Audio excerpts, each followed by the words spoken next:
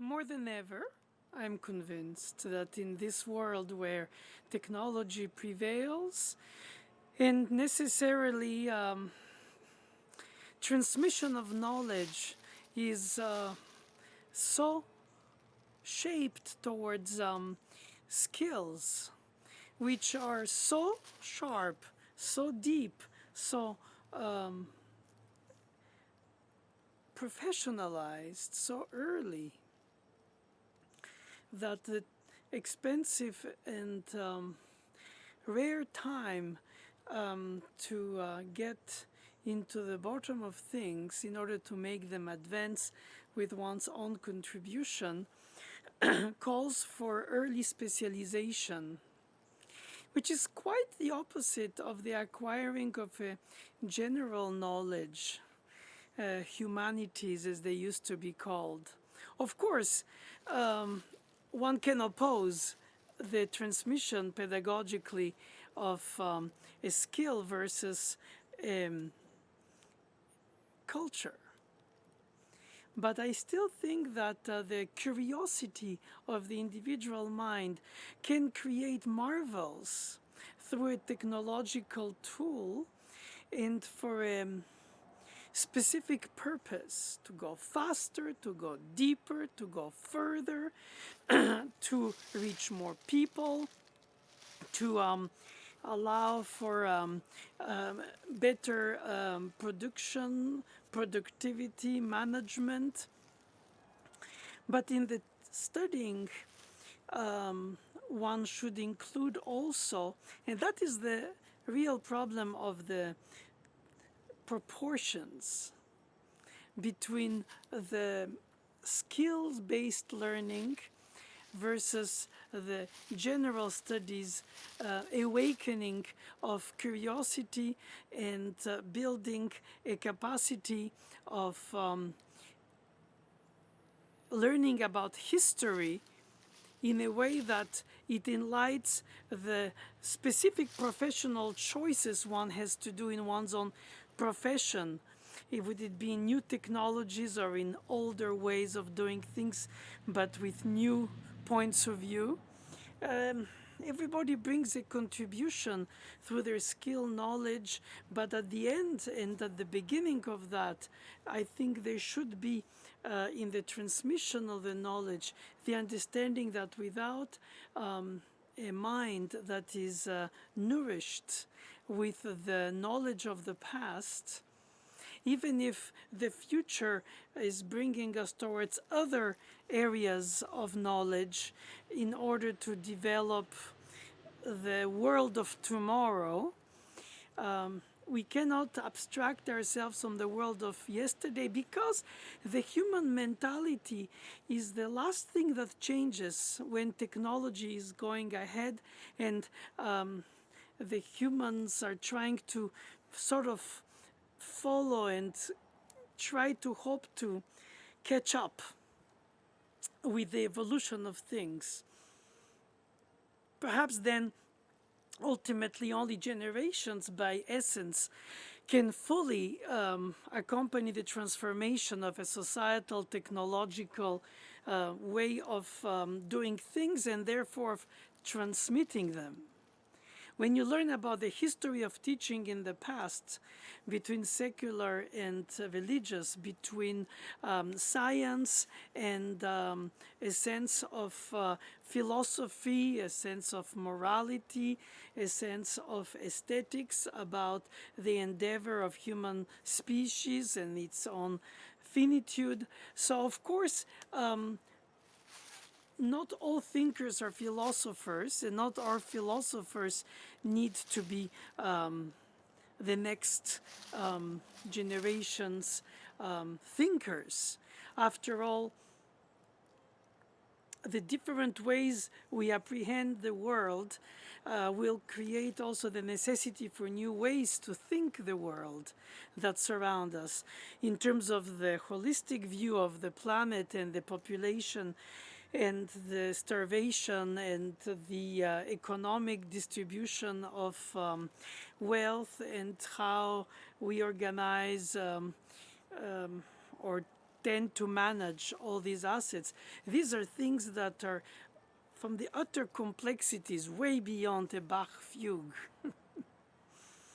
But what I wanted to say is that it seems to me like when the real choices come at the level of societal decisions, of philosophical, political decisions about certain things that are connected either to traditional beliefs, either to innovation, where we have to also change our mindset. I think also transmitting music is not just transmitting music of the past, it's also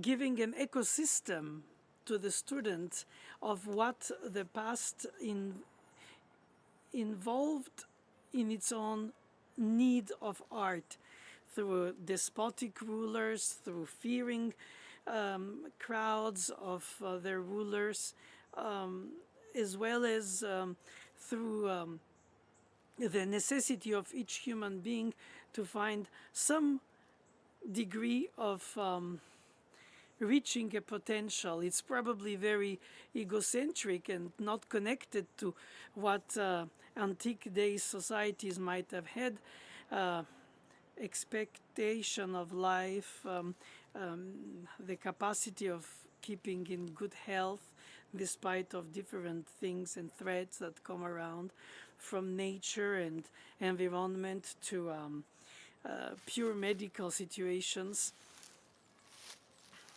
And the fact that the education is based on a very longer term and the starting of a certain professional life, if there is such a streamline from studies to it, starts at the age where in the Middle Ages most people died.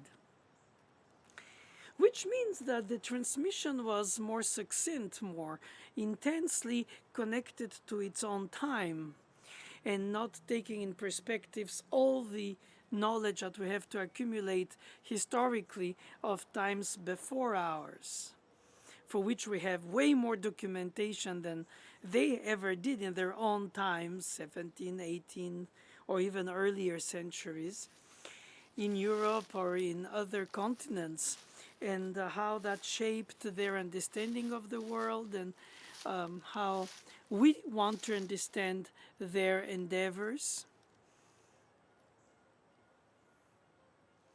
I find all this to be a very important thing when I transmit music, because transmitting music of Bach to a student is not just values, rhythms, and pitches on a score that we learn skillfully to read and skillfully to play on the instrument. There is something around it that comes from the historic perspective of their sociological evolution compared to what we expect of their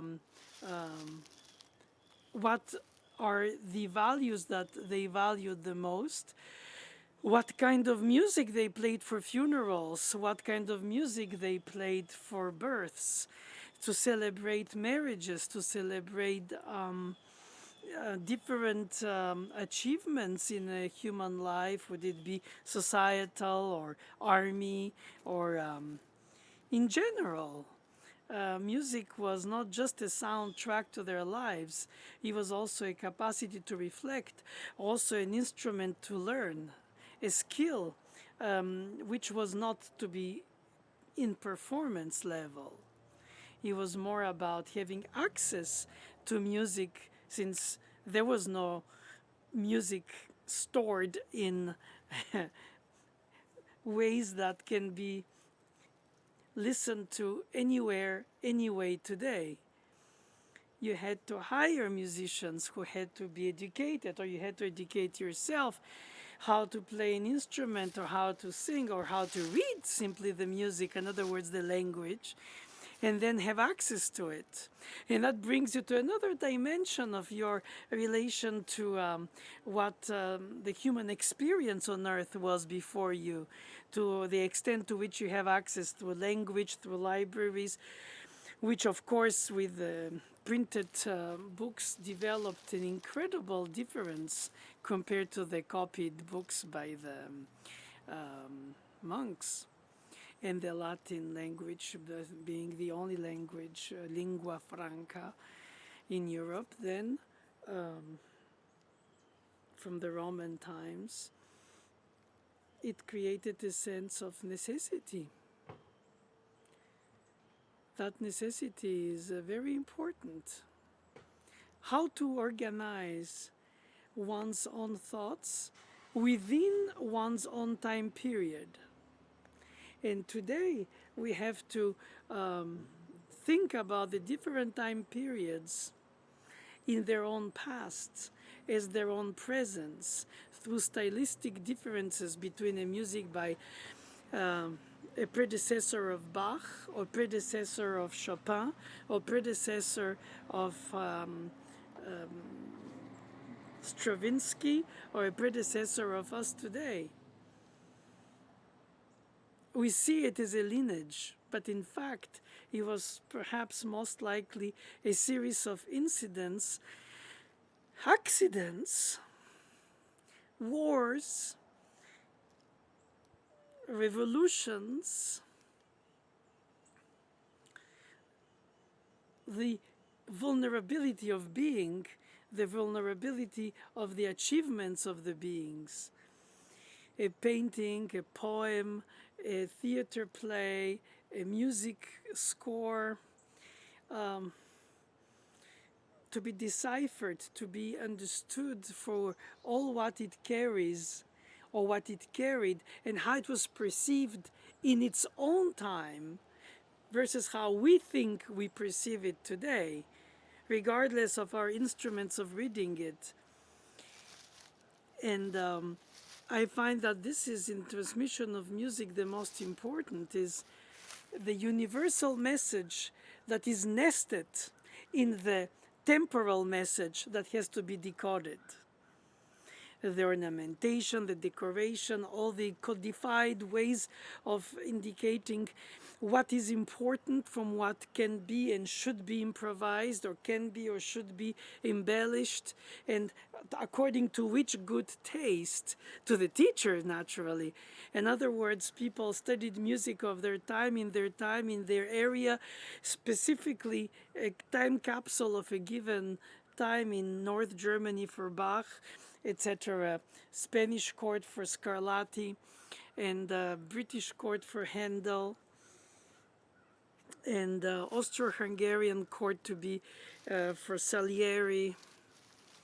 And so you have traditions of theater, music, theater, opera, then Italy created that, and then you have cliches about how things are done, how things are played, how things are represented.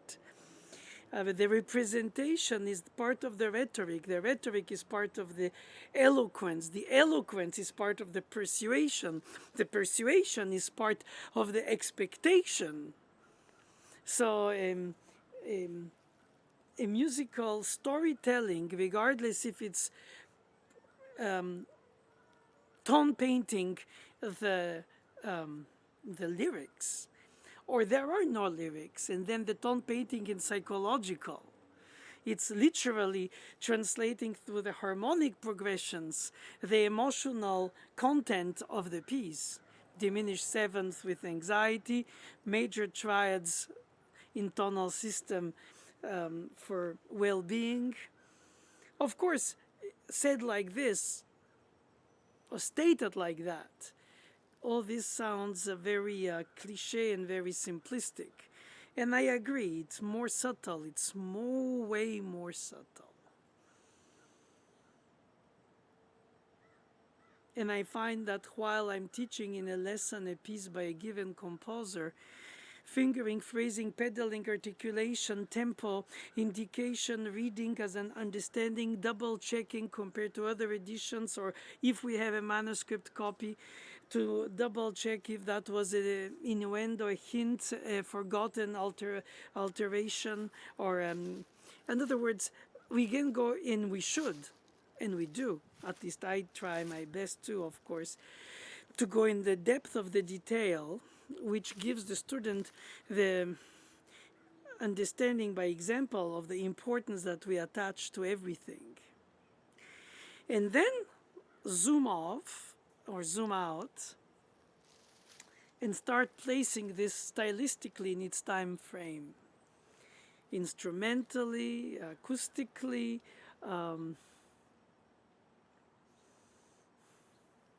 formally, or then lack of form, tonally or lack of tonality in the organization of the hierarchy of the sounds, expressing the mood and the thought through an exaltation of a melodic line like a spoken word, operatically imitated on an instrument from a recitative or an aria, or stylized dance, which is no more today danced, but the stylization of it brings us to understand how that was to be. Not everything can be recontextualized. It can be done intellectually, it can be suggested for the tempo, for the way of thinking about the knowledge of the choreography of those social dances that are no more danced today, like sarabande, allemande, courante, menuet. And you would think by the time we sink in so deep in another time capsule frame, we lose the vision of the universal message of the piece, which means to us is the music of today, while we play it, teach it, write about it, share it, teach it, describe it, organize it, eventually contradict each other about interpretation that are available more than ever now on the internet, so you can compare and see how they took the tempo, why they took this ornament from the upper note or the real note, at which time period we define that we go from one to another of the traditions. Perhaps, in fact, if we revisit the times, had we had a time machine, we would be surprised to see that they didn't do most of what we assume they did in their specific musical endeavors. Their improvisatory music, which was 90% of what they did, because it was ephemeral daily productions that were necessary for their patrons, and then perhaps 10 or 20% of it was notated, and how much of which was lost before it came to us with fires, wars, and just in general. So we have a parceller view, like an archaeologist of a time past, which is somehow, even if transmitted to us without the context, we rebuild it with our imagination, perhaps not as the one that really was. If we could have gone really back in time and hear them play their improvisatory ways, perhaps they notated differently when they kept the music to transmit rather than the improvisatory, which perhaps they were freer in their intuitive.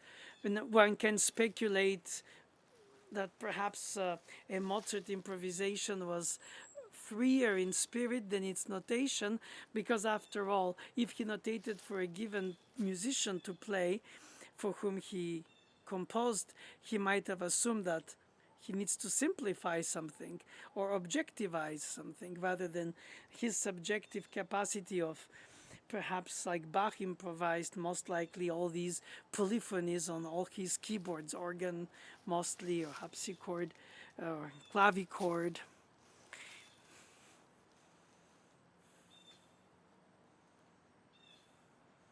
It's all guesstimations.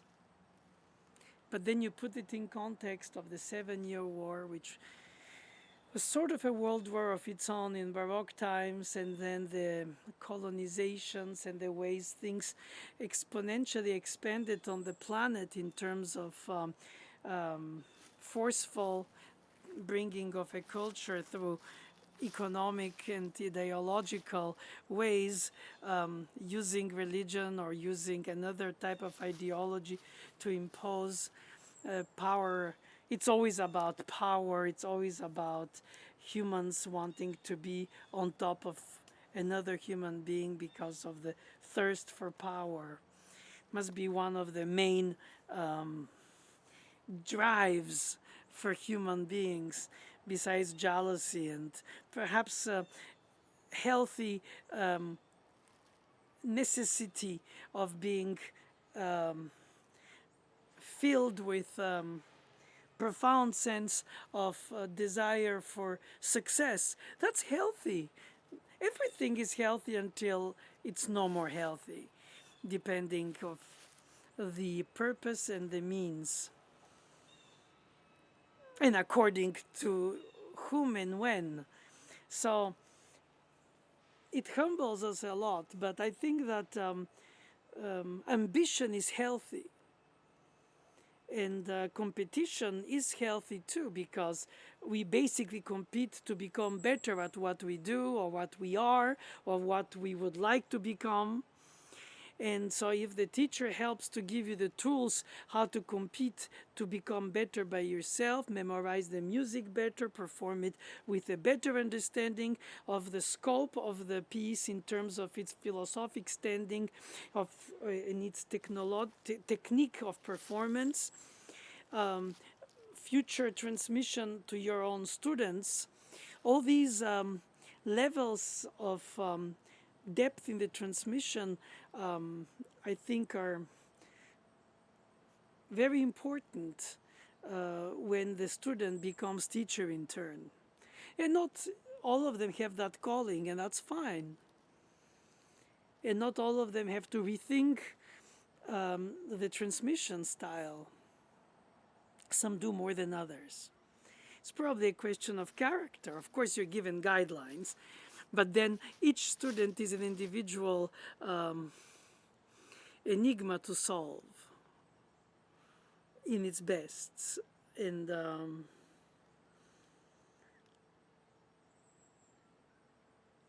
I think it keeps the teacher's brain from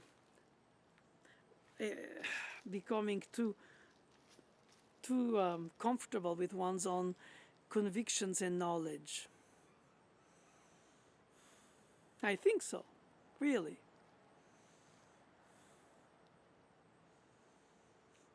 It doesn't mean that the teacher's roots have to be shaken, because after all, you build yourself, you construct yourself layer by layer with the knowledge which you receive, and you combine with the intuition which drives in the first place.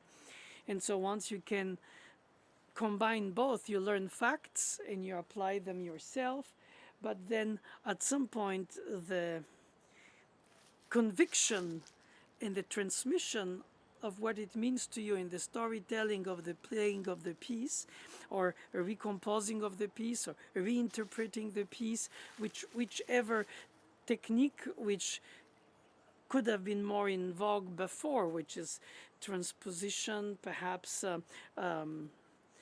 transcription, and of course improvisation, not to mention. Today, much less.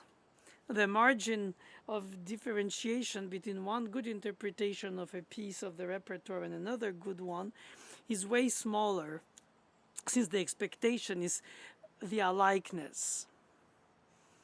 And in the past, the expectation was the unicity. That's why most of the performers were their own composers. That didn't give them only the legitimacy, but it also gave them the opportunity to develop, unless they couldn't play themselves, then through an artistic partner like Schumann with Clara, Dutilleux with Madame Joie, Brahms with Joachim, a violinist, I mean, obviously. All these situations brought to the fact that somebody like Saint-Saëns or Liszt didn't need a middleman. They were their man, so to say, when they were performing their works. And they were tailored like Alcan, all these virtuosos of the turn of the into the 20th century were, in fact, they didn't have to think about interpretation since they played their own music. The music itself, the tone painting of the storytelling. And so, of course, you can say they probably played it with exaggerated expression because it was a time period where we get out of the obligational one form for all Western music, Haydn sonata two-theme form,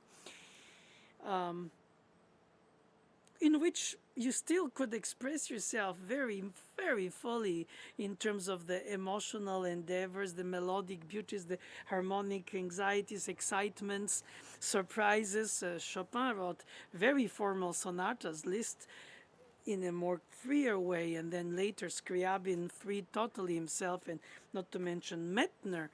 And so, in fact, they, regardless what they call it formally, but in fact the form itself disappeared progressively into the 20th century, where only the expression of the emotion or the drive were there without any formal presentation in which they would be nested. It was just open nest. And then, of course, interpretations can bring more or less this aspect or that. And then you go into traditions, the Russian, the French, the German, the Polish, and so on and so forth. Then you have the publishers and their editors. And then you have the desire of connecting through the editors and the publishers into the authenticity about the text instead of your texts. And so the virtuosos like Busoni today, while admired then, and for then, not for today. So that's not duplicated. If you do what Busoni did with the Bach Chaconne today with another Bach piece, you wouldn't even get the job. They'll think you're just out of your mind. Especially more so than then, because we have so much more now performance practice knowledge through copies of instruments and the way people thought the music. They bowed, they breathed, they sung, they articulated. We know, we learn, we study treatises. We have performers who become shining examples for students how to play on these ancient instruments. So, in fact, if we played on our instrument with the freedom that Busoni took, which in the beginning of the 20th century must have been considered extremely appetizing and the sign of a great cultural understanding, paradoxically. Even if it was the freedom of the performer to be extremely over the work rather than serving the work. Or they were serving it by reinventing it. But interpretation's meaning changed with time periods, and then the separation between performers and composers, then the publishers, then the recording engineers, then the video, the audio, all this created a sense where people didn't have to learn music if they were not musicians in order to be able to enjoy it. They could just have it anywhere where it's stored and carry it with them and hear it, and they become knowledgeable from outside. They don't know solfege, they don't know grammar of music, they don't know how to read a score like they read a book without to be writers, but they enjoy it very much, and they choose an interpretation that means to them more, to their acquired tastes or their tastes that were developed by their curiosity, or perhaps socially, because they're introduced to performers that they went to hear, and then they assume the piece through the performer's eyes. They don't know the piece besides the performers, like watching a film, not having read the book, if there was one before the film, from which it's adapted, in which case there are choices to be made, unless it's a series that goes on for hours. But in the case of a film, you have to make a choice. And in case of an interpretation also, the tempo, it's a way of editing. The repeats or not, the decorations and the ways of rubato or not, in which style and how much. And then you have the specialists who will tell you how it's supposed to not be and only their way. And that's fine, because we need people to come with opinions. I don't like opinionated people, because I think they don't guide the students. They scare them. They put them away. They tell them, this is not for you. You're not good enough to understand. You're not smart enough to understand. You're not educated enough to understand. No, I think it's important to give the student the tools as well as the appetite, and to tell them, be daring and don't be afraid of making possibly mistakes in taste. Because inevitably, the best teacher is yourself. But you have to have experienced things in order to experience how to express them. And you could be under the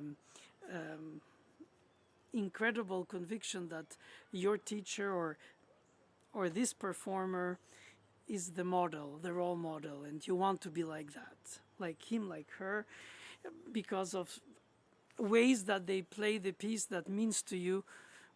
But you know how to read the piece whenever the listener doesn't, and they can have it in their car, in their headphones, they jog, or they, in other words, music becomes the piece that you would be studying as a musician in order to play it at its best, for what you would help to consider and travel far away to learn about its culture and all this.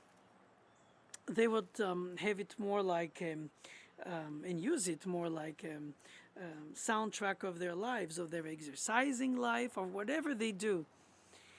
And in a way, they can study listening to music, they can entertain themselves with music, perhaps not the same, for sure, because you have very difficult ways of connecting to entertainment with a six-voice fugue by Bach, which calls so much more for in-depth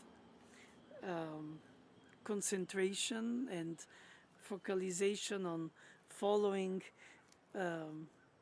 elements in the score that you can't read, but you can follow by hearing, or you lose and you connect back to. It demands a lot of attention. So yes, you cannot have all music for background and all music for soundtrack. Some music is for real intense listening quality and developing your awareness and your subtle hearing of different layers in the piece. Of course, you can be gently guided or very thoughtfully guided by the performer.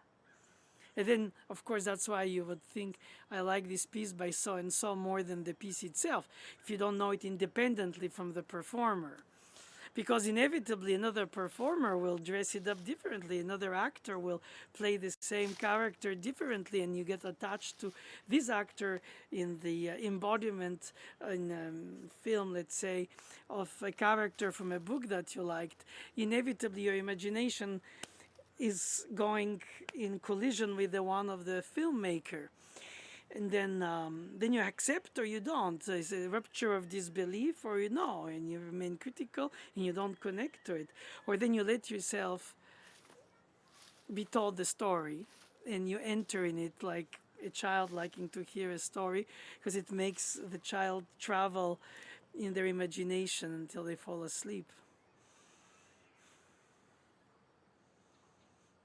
It all goes down to storytelling.